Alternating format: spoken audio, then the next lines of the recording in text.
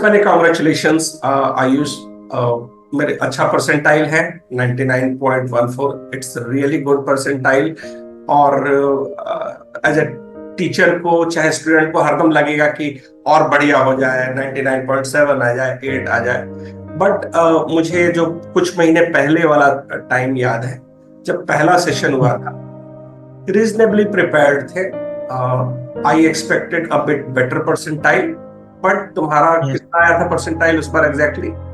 Session one. 95, 95.1 था ठीक है। उसमें। और बिकॉज तुम एक्सपेक्ट ज्यादा कर रहे थे तो ऑब्वियसली डिस्टर्ब हो गए थे, कॉल किए एकदम से, मैं एक्सपेक्ट नहीं किया करो नहीं लगोगे, लेकिन कोई बात नहीं।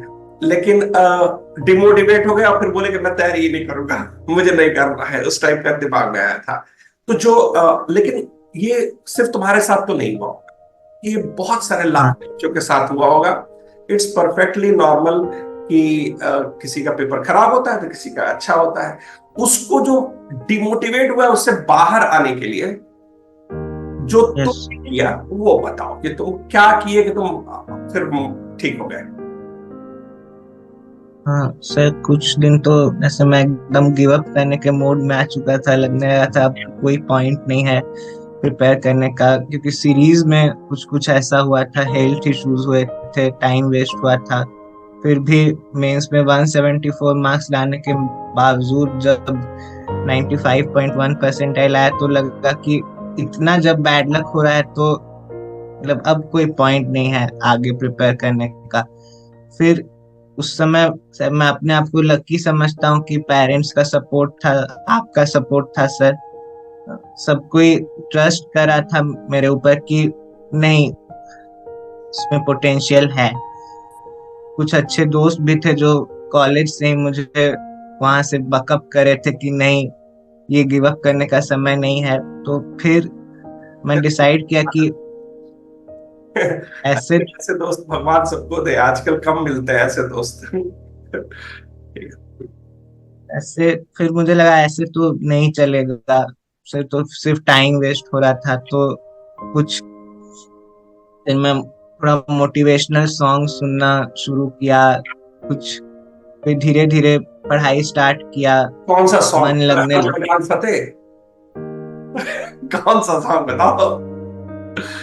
एक 10वीं का सॉन्ग है सर, है ठान लिया। अच्छा। और तो फिर जनरली मुझे जब हम क्लास ले रहे थे तो मुझे ऐसा लगा कि तुम एक दो हफ्ते में बात एकदम परफेक्ट रिदम पकड़ लिए थे। क्लास तो ज्यादा यस। दिन तक वो टिका नहीं हो मेरे ख्याल से, वो डिमोटिवेशन। और तो दूसरा क्वेश्चन है जो ऑब्वियसली मैं अपने स्टूडेंट्स को ये जरूर दिखाऊंगा, जो नाइन्थ में है, 10th में, 11th 12th में है, कि वो क्या ऐसा करे पढ़ाई में कि उनका फर्स्ट अटेम्प्ट में निकल जाए। पहला तो ओवरऑल एक बता दो। दूसरा मुझे ऐसा लगता है कि बिकॉज तुम्हारा नहीं, पहला इसी को बता दो, फिर दूसरा क्वेश्चन बाद में पूछेंगे। ठीक है। मुझे लगता है कि from the very first day मतलब कंसिस्टेंस का, यहाँ पे कंसिस्टेंसी का बहुत वैल्यू रहता है। मतलब जैसे डेली कुछ पढ़ना है, एक समय पे पढ़ना है, उस टाइप की। हाँ। डेली पढ़ना, टाइम पे अपने सब असाइनमेंट्स को कंप्लीट करना, फिर डाउट्स जो आए उसको फिर से सॉल्व कर लेना, ये सब चीज, ताकि जब एग्जाम फिर जब नजदीक आए तो घबराहट ना हो, तब एक कॉन्फिडेंस रहे मन में। और फिर मॉक टेस्ट देना, एनालाइज करना, वो भी एक बहुत जरूरी चीज होता है। पीवाईक्यूज को इग्नोर नहीं करना चाहिए वो, क्योंकि उसी से पता चलता है कि अभी क्या ट्रेंड है, किस टॉपिक से ज्यादा क्वेश्चन आ रहा है, तो एक इंसाइट मिल जाता है। और अपने आप को इनकरेज रखना ज्यादा through practice, out the 2 year. मतलब जितना तुम हाँ। तैयार हो उतना ही ठीक है। अच्छा। ओके। और फिर जैसे अगर हम तुम्हारा सब्जेक्ट का पैटर्न देखें, ऑब्वियसली फिजिक्स, केमिस्ट्री, मैथ्स में केमिस्ट्री तुम्हारा एक स्ट्रॉन्गर पॉइंट लग रहा है, स्पेशली इस बार के परसेंटाइल देख के तो मुझे लग रहा है कि केमिस्ट्री में जबरदस्त है। ठीक है। और मैथ्स भी ठीक ठाक है, ऑल्दो तुम्हें लगता है मैथ्स कमजोर है, लेकिन ठीक है।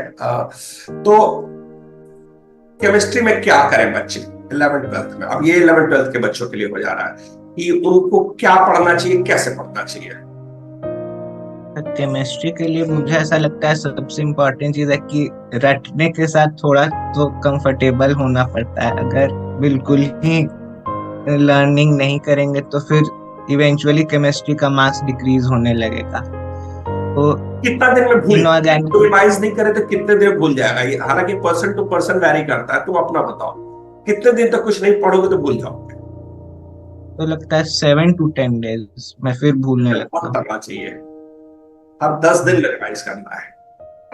Yes sir. तो उसके लिए मैं जो स्ट्रेटजी अपनाया था केमिस्ट्री के लिए कि जब मैं कोई चैप्टर पहला बार पढ़ रहा हूँ या कोई टॉपिक पहला बार पढ़ रहा हूँ एनसीईआरटी से, जैसे कि इनऑर्गेनिक में मान लीजिए पी ब्लॉक या डी ब्लॉक, तो उसी समय कुछ अंडरलाइन करना, कुछ उसी समय समरी बना लेना, वो सब पॉइंट्स का जो लगता है कि फ्यूचर में भूलने का ज्यादा चांस है, और फिर उसको अपने सामने रख लेना या एक जगह स्टेपल करके रख लेना, और रोज या हर 5 से 6 दिन में उसको रिवाइज करते रहने से एक मतलब फिर वो भूलने मतलब फिर वो नहीं भूल।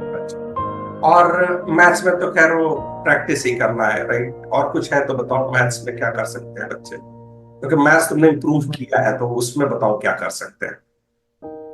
मैथ्स में सर जैसे वही कोचिंग का जो शीट्स होता है और ये उसको करते रहना चाहिए, और जो पहला बार में जो सम नहीं बना वहां पे मान लीजिए स्टार मार्क बना के फिर जब एग्जाम नजदीक आए और चैप्टर वाइज रिवीजन करते समय वो सब सम एक बार देख लेना चाहिए कि उसमें क्या ट्रिक यूज हो रहा था या।